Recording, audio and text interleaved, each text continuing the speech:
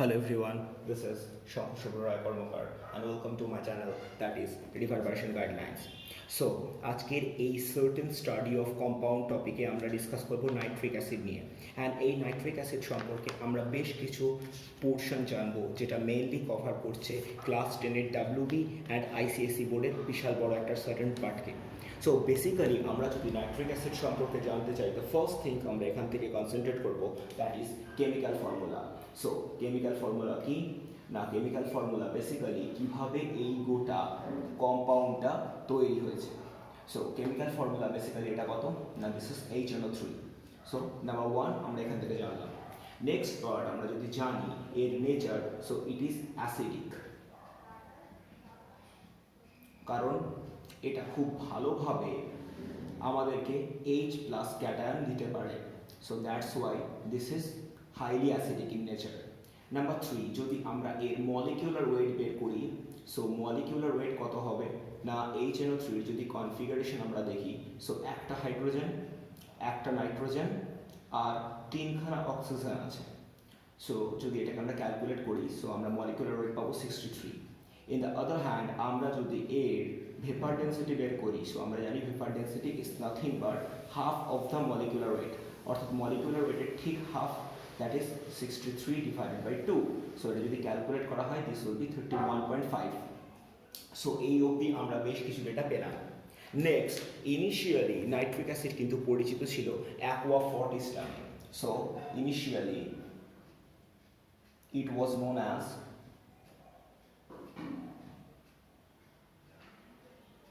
aqua fortis। পরবর্তীকালে scientist Cavendish in the year 1784 এর chemical composition describe করেন। So scientist Cavendish এই কাজটা করেন। ক্লিয়ার? So right now আমরা বেসিক্যালি এই HNO3 প্রিপারেশন নিয়ে আলোচনা করব and that will be the biggest part. Well, whenever we're trying to discuss on the properties and how to prepare nitric acid, the first thing we need to know about the fixations of atmospheric nitrogen. So to recall this certain part, আমরা প্রথমেই দুটো কথা একটু বলে নিচ্ছি। আমরা basically একটা জিনিসকে খুব বেশি করে হাইলাইট করছি। সো অ্যাটমসফিয়ারে আমরা খুব ভালোভাবে জানি যে মোরলেস 73% নাইট্রোজেন থাকে আর মোরলেস 20% মতো অক্সিজেন থেকে থাকে। এই অক্সিজেন আর নাইট্রোজেন বেসিক্যালি একটু ইনার্ট ইন নেচার হয়, অর্থাৎ ডিরেক্টলি চট করে কারোর সাথে রিয়াক্ট করে না। কিন্তু যখন লাইটনিং হয়, অর্থাৎ যখন হিউজ অ্যামাউন্ট অফ ফ্ল্যাশ হয়, তখন কি করে এই নাইট্রোজেন আর অক্সিজেন নিজেরা নিজেদের সাথে রিয়াক্ট করতে পারে।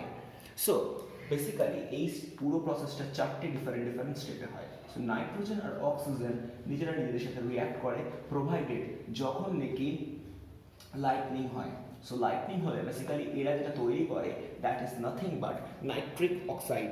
সো দ্য ফার্স্ট স্টেপ এই গোটা প্রসেস থেকে তৈরি হলো that is nitric oxide.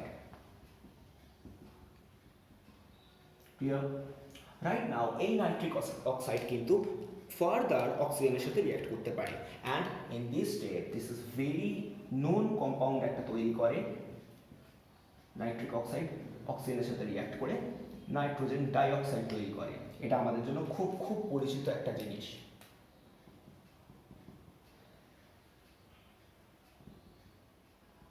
Clear? Next স্টেপে কি হয় না, এই নাইট্রোজেন ডাইঅক্সাইড জলের সাথে ডিজলভ হয় অ্যান্ড নাইট্রোজেন ডাইঅক্সাইড জলের সাথে ডিজলভ হওয়ার সাথে সাথে অক্সিজেনের সাথে রিয়াক্ট করে। সো বেসিক্যালি কি হয় থার্ড স্টেপ রিয়াকশন না, 4NO2 is going to react with 2H2O and O2 and this is going to be produced 4HNO3. So যদি এই গোটা প্রসেসটাকে আমরা ফলো আপ করি, সো এই সার্টেন প্রসেসে বেসিক্যালি যেটা তৈরি হলো that is nothing but nitric acid.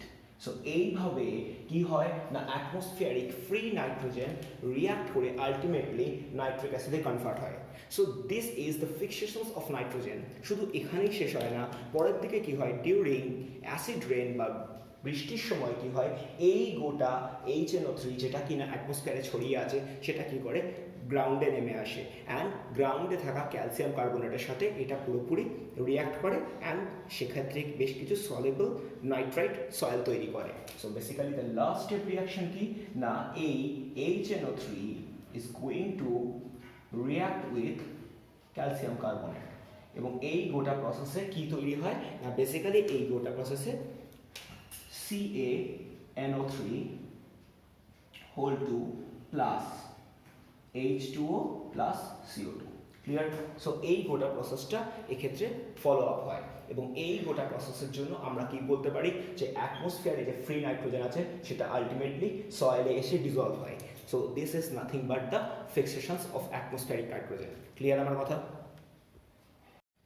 Well, to prepare nitric acid in lab আমাদেরকে এরকম একটা সেট আপ নিতে হবে, যে সেট আপে বেসিক্যালি আমরা দুটো ফ্লাক্স ইউজ করছি, এটা একটা ফ্লাক্স এবং এটা আরেকটা ফ্লাক্স। এই দুটো ফ্লাক্সের মধ্যে এই সেকেন্ড ফ্লাক্সটাতে আমরা উপর থেকে কোল্ড ওয়াটার এমন করে ঢালছি যাতে সেই কোল্ড ওয়াটারটা কি হয়, বেসিক্যালি এই ফ্লাক্সটার গা ঘেঁষে পড়ে এই কন্টেনারের মধ্যে ঢোকে, এবং এই কন্টেনারের একটা লাস্টে আউটপুট আছে যেটাকে বেসিক্যালি আমি বলছি আউটলেট অফ ওয়াটার। সো এক্ষেত্রে ঢালা এই কোল্ড ওয়াটারটা বেসিক্যালি এই কন্টেনারের গা ঘেঁষে পড়বে, যাতে মেন টার্গেট কি এই কন্টেনারের ভেতরে যে জিনিসটা তৈরি হবে সেই জিনিসটাকে ঠান্ডা করা, and that is the biggest rule যে আমরা এক্ষেত্রে কোল্ড ওয়াটার কেন ঢেলেছি। রাইট নাও এই কন্টেনারটাতে যা রিয়াকশন হবে সেটা আমরা খুব ভালো করে বুঝতে পারছি, কারণ এক্ষেত্রে আমরা হিট দিয়েছি। সো আমরা কি করছি, বেসিক্যালি দুটো প্রসেসকে আমরা যদি ভালোভাবে দেখি, আমরা বেসিক্যালি এই কন্টেনারের মধ্যে দিয়ে দিচ্ছি KNO3, অ্যান্ড এই KNO3 এর মধ্যে আমি চালিয়ে দিচ্ছি H2SO4। এখন এই গোটা প্রসেসে টেম্পারেচারটা 200 ডিগ্রির থেকে কম রাখছি। যদি আমরা 200 ডিগ্রি সেলসিয়াসের থেকে কম রাখি সেক্ষেত্রে এটা যেটা তৈরি করে দেবে, that will be KHSO4 plus HNO3, আর এইভাবেই আমরা ল্যাবরেটরি প্রিপারেশনে নাইট্রিক অ্যাসিড পাবো। ক্লিয়ার? অনেকটা HCl প্রিপারেশনের মতোই। আবার অন্যদিকে আমরা এই প্রসেসটাতে যদি KNO3 না ইউজ করে NaNO3 ইউজ করতাম সেক্ষেত্রেও কিন্তু গোটা প্রসেসটা প্রসিড করতো, বাট সেক্ষেত্রে প্রসেসটা একটু অন্যরকম রিয়াকশন মেকানিজম ফলো করতো। তো সেক্ষেত্রে কি হতো না, সেক্ষেত্রে আমাদের এই রিয়াকশনটা হতো NaNO3 প্লাস H2SO4, এক্ষেত্রেও আমাদের temperature less than 200 degree Celsius লাগলো, এবং আলটিমেটলি যে প্রসেস তৈরি হতো তাতে তৈরি হতো NaHSO4 plus HNO3, and that is nothing but nitric acid. এখন আমরা যদি ভালোভাবে বুঝতে চাই তাহলে বুঝতে পারছি যে 200 ডিগ্রির থেকে কম টেম্পারেচার যদি দেই তাহলে অবভিয়াসলি এই নাইট্রিক অ্যাসিড এক্ষেত্রে ভেপার হয়ে তৈরি হবে, অ্যান্ড এই ভেপারটা আলটিমেটলি এই টিউবে এসে জমা হবে। অর্থাৎ এই ফ্লাক্সে যখন আসছে তখন কি করতে চাইবো, আমার মেন টার্গেট এই ভেপারাইজড HNO3-কে কোল্ড করে লিকুইফাই করা, অ্যান্ড দ্যাটস ওয়াই আমি কি করছি, কোল্ড ওয়াটার চালিয়ে দিচ্ছি। আর কোল্ড ওয়াটার চালিয়ে দিলে কি হবে না, ল্যাটেন্ট হিট বা লিনতাপ সংগ্রহ করে those vapour will be converted into liquid one, and that's why ওরা কি হবে আস্তে আস্তে এই কন্টেনারের মধ্যে স্টোর হতে আরম্ভ করবে। সো ইন দিস কন্টেনার আমরা কি পাবো, HNO3 অ্যাজ অ্যাসিড হিসেবে তৈরি করতে পারবো, and such type of process is nothing but the lab preparation of HNO3, and this is very very important to realize। এবং যদি ভালোভাবে বুঝি তাহলে আমাদের HCl প্রিপারেশনের ক্ষেত্রেও এই জাতীয় দুটো রিয়াকশন ছিল। So this is very common to HCl। Clear? Well, যখন ল্যাব প্রিপারেশন আমরা ডিসক্রাইব করছিলাম আমি এক্ষেত্রে দু জায়গাতেই কনসেন্ট্রেটেড বলেছিলাম, বাট কনসেন্ট্রেটেডের সি কনসেপ্টটা আমরা লিখিনি, সো এক্ষেত্রে আমরা কনসেন্ট্রেটেড কথাটা লিখে ফেললাম। Right now the thing begin, আমাদের এক্ষেত্রে যেহেতু lab preparation, so we need to answer several questions. So the first question arises, why concentrated H2SO4 is used? So এক্ষেত্রে বেসিক্যালি দুটো ডিফারেন্ট কোশ্চেন্স আছে, একটা why concentrated used and number 2 why H2SO4 is used. So আমি দুটো প্রশ্নের উত্তর দুভাবে দেব। Number 1 যেটা জানবো, that is concentrated H2SO4 is a very strong acid, right? এইটুকু জিনিস আমরা সবার ফার্স্টে জানি। নাম্বার 2 যেটা জানতে হবে যে H2SO4 is non-volatile. So non volatile হওয়ার জন্য কি হচ্ছে, এরা সহজে এই HCl বা HNO3 এর মধ্যে ভেপারাইজড হয়ে যায় না। So that is second point যে আমরা H2SO4 কেন ইউজ করি। And number 3 that is very very important to realise যে they can replace and produce HCl or HNO3। এই দুটো অ্যাসিডই এরা তৈরি করতে পারে, অর্থাৎ রিপ্লেস করতে পারে অ্যান্ড প্রডিউস করতে পারে। দ্যাট ইজ দ্য লজিক আমরা এক্ষেত্রে কনসেন্ট্রেটেড H2SO4 ইউজ করেছি। Clear? Well, the next question, why don't you use HCl to prepare HNO3? So this is a very very important question because HCl is able to prepare HNO3. How? So if we go for the reaction HCl with KNO3, then we can easily observe that this is going to be prepared HNO3 plus KCl. So they are capable to prepare, but the logic is that HCl is a volatile acid.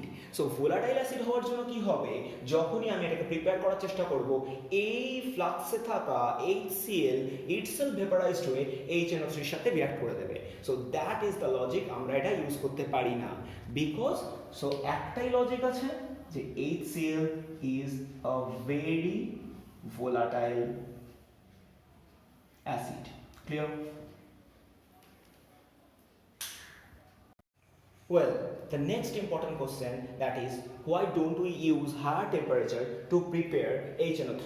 So HNO3 preparation যখন আমরা দেখছি তখন আমরা দেখছিলাম বারবার less than 200 degree Celsius use করছি। কেন? আমরা greater than 200 degree Celsius use করলে আরো বেশি HNO3 পেতে পারতাম। কিভাবে? না, দ্যাট রিঅ্যাকশনটা যদি আমরা দেখি, that is NaNO3 is going to be reacted with H2SO4 that is concentrated, and we are applying the temperature that is less than 200 degree Celsius. যদি এটা করি তাহলে আমাদের জন্য তৈরি হচ্ছিল HNO3 plus NaHSO4. Fair enough? কিন্তু যদি আমরা এই বিকারের টেম্পারেচার 200 ডিগ্রির থেকে বেশি দিয়ে দিই তাহলে সেক্ষেত্রে কি হবে? যদি 200 ডিগ্রি থেকে বেশি দিই তাহলে সেক্ষেত্রে রিঅ্যাকশন কিন্তু প্রসিড করবে অ্যান্ড বেশি পরিমাণ HNO3 প্রিপেয়ার হবে। অর্থাৎ যদি আমরা টেম্পারেচারটা 200 ডিগ্রির বেশি দিয়ে দিই তাহলে সেক্ষেত্রে কত হয়ে যাবে? 2HNO3 plus Na2SO4. But we don't prefer the second one, we always go for the first one. কেন?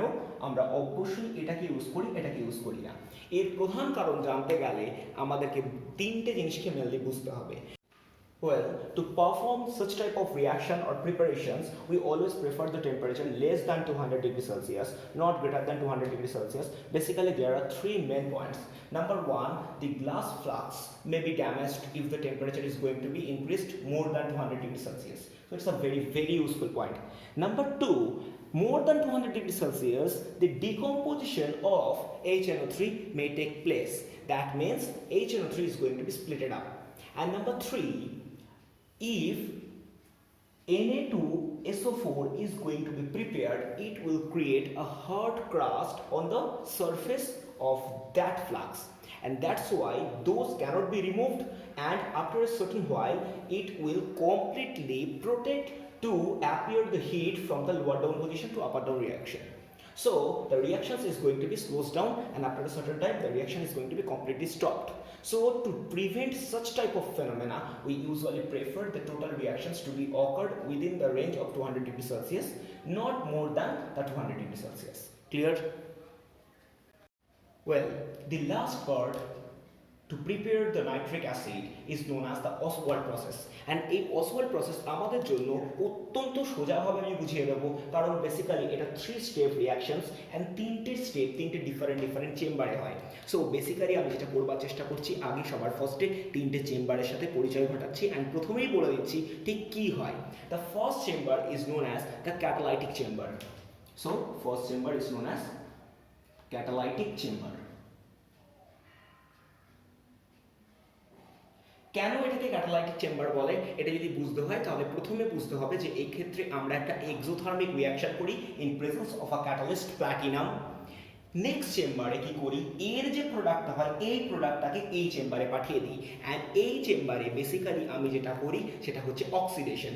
That's why this is known as the oxidation chamber. And the third one, এই অক্সিডেশন চেম্বার থেকে যে জিনিসটা বেরোয় সেটাকে basically আমরা একটা absorption টাওয়ারে নিয়ে যাই, অ্যান্ড অ্যাবজর্পশন টাওয়ারে নিয়ে গিয়ে আমরা সেখানে রিয়াক্ট করাই এবং আলটিমেটলি আমরা নাইট্রিক অ্যাসিড তৈরি করি। So the third chamber is known as the absorption tower.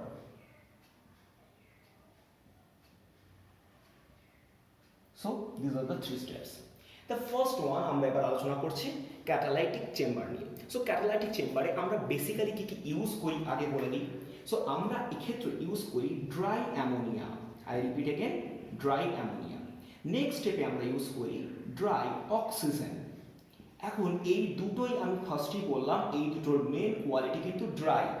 এবার শুধু তাই নয়, এক্ষেত্রে আরও একটা জিনিস থাকে, শুধু এরা ড্রাই হলে হবে না, they must be perfectly pure. আরও একটা জিনিস আমরা এক্ষেত্রে মেনটেন করব, দ্যাট ইজ এই অ্যামোনিয়া আর এয়ারের রেশিও যেন সবসময়ের জন্য 1:10 হয়। ক্লিয়ার? এরপরে যেটা মেন জিনিস আমরা ইউজ করব, দ্যাট ইজ আমরা এক্ষেত্রে ক্যাটালিস্ট ইউজ করব। সো ক্যাটালিস্ট কি, আমরা প্রথমেই বলেছি আমরা কি ক্যাটালিস্ট ইউজ করছি। সো ক্যাটালিস্ট আমরা ইউজ করছি অ্যাজ প্ল্যাটিনাম। ক্লিয়ার? সো এই অবধি আমরা কমপ্লিটলি বুঝলাম। And next step, this is completely exothermic in nature. So এক্ষেত্রে কি করছে, হিট আমাদেরকে আলাদা করে এমিট করছে। সো এক্সোথার্মিক রিয়াকশনস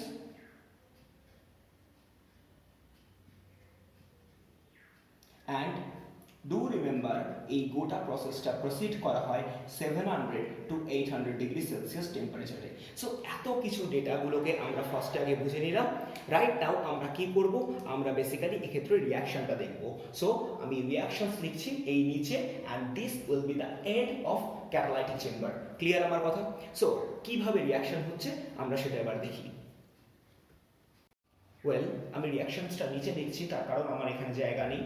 সো এই গোটা প্রসেসে যদি আমরা রিয়াকশন করি, তাহলে আমরা প্রথমেই বলেছি এটা এক্সোথার্মিক রিয়াকশনস, টেম্পারেচার বলেছি, ক্যাটালিস্ট পিটি লাগছে, সো আমরা সবই জানি। সো বেসিক্যালি আমরা যদি রিয়াকশনসটা এখানে প্রসিড করি, সো আমরা এখানে পিওর অ্যান্ড ড্রাই অ্যামোনিয়া নিচ্ছি, অ্যান্ড সেখানে দিচ্ছি পিওর অ্যান্ড ড্রাই এয়ার বা oxygen in presence of 700 degree to 800 degree Celsius. আর আমি বেসিক্যালি কি করছি, যেহেতু আমি এক্ষেত্রে প্ল্যাটিনাম ক্যাটালিস্ট চালিয়ে দিচ্ছি, সো আলটিমেটলি প্রোডাক্ট যেটা তৈরি হচ্ছে that is nitric oxide, and আমাদের জন্য যেটা তৈরি হচ্ছে এক্ষেত্রে that is water. So water is going to B produced in such process. শুধু এটাতেই শেষ নয়, যেহেতু এটা একটা এক্সোথার্মিক রিয়াকশন, সো এক্ষেত্রে আমাদের কাছে কিছু অ্যামাউন্ট অফ হিট জেনারেট করছে। সো ডু রিমেম্বার, এক্ষেত্রে হিটটাকে কিন্তু বলতে হবে, কারণ আমরা এখানে ফার্স্টেই বলেছি যে এটা এক্সোথার্মিক রিয়াকশনস। পরীক্ষার সময় হিটের প্রপার ভ্যালু না লিখলেও চলবে, বাট আমাদেরকে লিখে দিতে হবে যে সেক্ষেত্রে হিট জেনারেট করছে। ক্লিয়ার? ওয়েল, আমরা আমাদের যা কথা বলেছিলাম সেম কথা আমরা এখানে ইউজ করব, দ্যাট ইজ এই সার্টেন স্টেপে আমরা এখান থেকে তৈরি করা nitric oxide that is NO নিয়ে যাব, and that must be dry and pure. আর এর সাথে আমি বেসিক্যালি কি করব, আমি এর সাথে বেসিক্যালি আরও একটা জিনিস ইউজ করব, that is dry oxygen. So যেটা ছিল, অ্যান্ড এই গোটা চেম্বারের টেম্পারেচার 50 ডিগ্রি সেলসিয়াস থাকবে। অ্যান্ড এই গোটা প্রসেস যদি আমরা রিয়াকশন হিসেবে দেখি, তাহলে আমরা এই রিয়াকশনসটাকে নিচে দেখছি। সো অক্সিডেশন চেম্বারের রিয়াকশনটা ঠিক কি হচ্ছে না, আমাদের কাছে প্রিপেয়ার্ড হওয়া এই নাইট্রিক অক্সাইডের মধ্যে আমরা অক্সিজেন চালিয়ে দিচ্ছি in presence of 50 degree Celsius. তাহলে এটা কি হচ্ছে, this is going to be prepared the nitrogen dioxide, and this is nothing but the total reaction in oxidation chamber. So অত্যন্ত ইজি। রাইট নাও আমরা আমাদের কথা মতো কি করব, এই নাইট্রোজেন ডাইঅক্সাইডকে অ্যাবজর্পশন টাওয়ার নিয়ে যাব, অ্যান্ড আমরা দেখব এক্ষেত্রে কি হয়। সো বেসিক্যালি অ্যাবজর্পশন টাওয়ার কথার অ্যাকচুয়াল মিনিং হচ্ছে যে আমরা এক্ষেত্রে ওয়াটার অ্যাড করব, অ্যান্ড আলটিমেটলি যেভাবে হোক আমরা এখান থেকে নাইট্রোজেন ডাইঅক্সাইড থেকে নাইট্রিক অ্যাসিড প্রিপেয়ার করব। সো বেসিক্যালি আমরা থার্ড চেম্বারে ইউজ করছি কি না, নাইট্রোজেন ডাইঅক্সাইড, আর আমরা ইউজ করছি water to prepare HNO3. So this is very easy এবং বুঝতেও পারছি আমরা এটা অ্যাবজর্পশন প্রসেসে করছি। So in the third step basically আমরা কি করছি, একটা অর্ডিনারি টেম্পারেচার বা একটা র্যান্ডম টেম্পারেচার নিয়ে আমরা গোটা রিয়াকশনসটা ফলো আপ করছি, দেখা যাক কি হয়। So what we are using, আমরা কি করছি, নাইট্রোজেন ডাইঅক্সাইডকে নিচ্ছি ইন প্রেজেন্স অফ, আমরা এক্ষেত্রে অ্যাপ্লাই করছি ওয়াটার অ্যান্ড অক্সিজেন। অ্যান্ড আমি আগেও বললাম এটা অর্ডিনারি টেম্পারেচার এবং এই রিয়াকশনটার সাথে আমরা ফিক্সেশনস অফ অ্যাটমসফিয়ারিক নাইট্রোজেনও পরিচিত। So this will be converted into 4HNO3. This is very clear to us. So ultimately এই গোটা প্রসেসে আমরা যেটা প্রিপেয়ার করলাম that is nothing but the preparation of nitric acid in Oswald process. So এইটুকু flowchart যদি আমরা ভালোভাবে পড়ে নিতে পারি তাহলে কমপ্লিটলি আমাদের জন্য এটা ইজি হয়ে যাবে। অ্যান্ড ডু রিমেম্বার আমাদের এক্ষেত্রে স্টেপসগুলো খুব সুন্দর, যে একটা স্টেপে যা প্রোডাক্ট হবে সেটা সেকেন্ড স্টেপে যাবে এবং এইভাবে ক্যারি ফরওয়ার্ড হতে হতে তিনটে আলাদা আলাদা চেম্বারে গোটা প্রসেস হবে। The first chamber is known as catalytic chamber, second chamber is known as oxidation chamber, and third chamber is known as the absorption tower. So these are the main theme of Oswald process. Clear? যদি আমরা এই রিয়াকশনসটাকে আরও একটু ভালোভাবে flowchart আকারে follow up করি তাহলে আমরা কি করব, অবভিয়াসলি এই রিয়াকশনসটার প্রসেসগুলোকে না মাথায় রেখে নর্মাল একটা গল্পের আকারে মনে রাখবো, যেরকম আমরা সেই প্রিপারেশন অফ ম্যাঙ্গো পিকল ছোটোবেলায় করতাম না ফ্লোচার্টস। সো আমরা ফ্লোচার্টস আকারে করছি। সো বেসিক্যালি আমি প্রথমেই বলে দিচ্ছি, এক্ষেত্রে আমরা নিচ্ছি dry ammonia. We are not concentrating on the reactions, so আমরা শুধুমাত্র গল্পটুকু বলবো। সো ড্রাই অ্যামোনিয়া নিচ্ছি আর এদিক থেকে নিচ্ছি ড্রাই এয়ার। সো এই দুটো জিনিসকে নিচ্ছি উইথ আ রেশিও অফ 1:10। এই রেশিওতে নিয়ে আমরা বেসিক্যালি একটা রিয়াক্ট করার চেষ্টা করছি in presence of PT. So এই গোটা প্রসেস যে ক্ষেত্রে হচ্ছে that is known as catalytic chamber. এই ক্যাটালাইটিক চেম্বারে যে জিনিসটা হচ্ছে সেই process is going to be carry forwarded at 700 to 800 degree celsius in presence of PT. So আমরা রিয়াকশন নিয়ে কনসেন্ট্রেট করছি না, আমরা নর্মাল জিনিসটুকু বুঝবার চেষ্টা করছি। সো এই গোটা প্রসেসে যে জিনিসটা বেসিক্যালি তৈরি হলো, মানে যেটা আমাদের জন্য মেন দরকার, সেটা হচ্ছে এই ক্যাটালাইটিক চেম্বারে আমরা তৈরি করলাম nitric oxide, that is NO। So এই নাইট্রিক অক্সাইড কি করছি, এবার আমরা ক্যারি ফরওয়ার্ড করছি। এবং কিভাবে ক্যারি ফরওয়ার্ড করছি না, এক্ষেত্রে আমরা এই নাইট্রিক অ্যাসিডের সাথে বেসিক্যালি 50 ডিগ্রি সেলসিয়াস টেম্পারেচারে অক্সিজেনকে চালাচ্ছি। সো আমরা 50 ডিগ্রি সেলসিয়াসে অক্সিজেন চালিয়ে আমরা এটাকে যেটা বানিয়ে নিচ্ছি that is nitrogen dioxide, and this process is going to be taken place in oxidation chamber. So oxidation চেম্বারে যদি এই প্রসেসটা পুরোপুরি পারফর্ম হয়ে যায় তারপরে আমরা কি করছি, এই গোটা জিনিসটাকে টেনে নিয়ে যাচ্ছি অ্যাবজর্পশন টাওয়ারে। সো অ্যাবজর্পশন টাওয়ারে আমরা মেনলি কি করছি, আমরা কিছুই করছি না, এই নাইট্রোজেন ডাইঅক্সাইডের মধ্যে কিছুটা ওয়াটার পাস করিয়ে দিচ্ছি ইন প্রেজেন্স অফ অক্সিজেন। তাহলে কি হয়ে যাচ্ছে, ultimately this is going to be prepared the nitric acid, and এই গোটা process final layerটা basically is going to be taken place in absorption tower.